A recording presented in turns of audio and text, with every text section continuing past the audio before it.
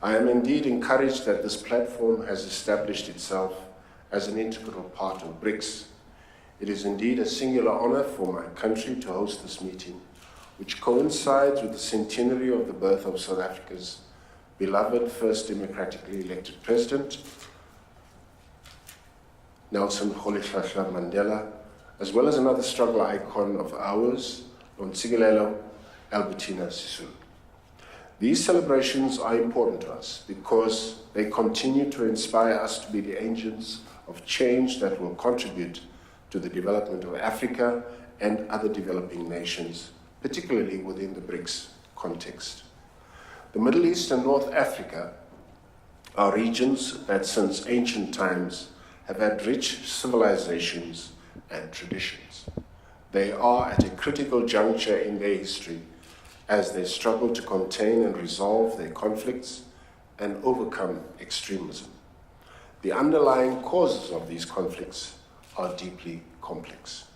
Colleagues, the reason we are deliberating on the Middle East and North Africa in a separate meeting is because what happens there has an impact on our national interests as well as on global peace, security, and stability.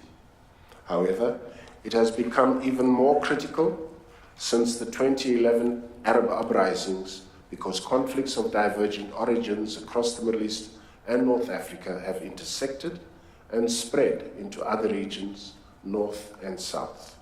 Some of these uprisings have managed to develop into peaceful transitions toward democracy. Others are barely manageable and remain within the range of civil conflicts. Two have become horrific civil wars.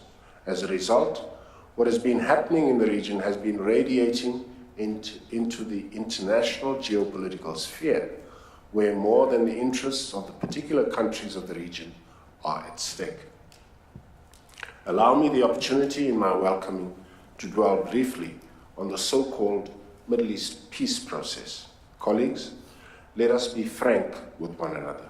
In our deliberations, let us recognize that for years now, there has neither been peace nor a process.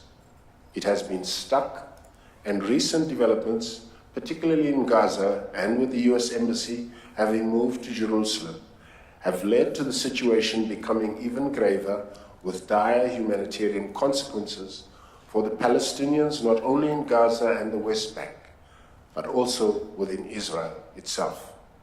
I call upon us all to reflect on these concerns as we deliberate on our communique.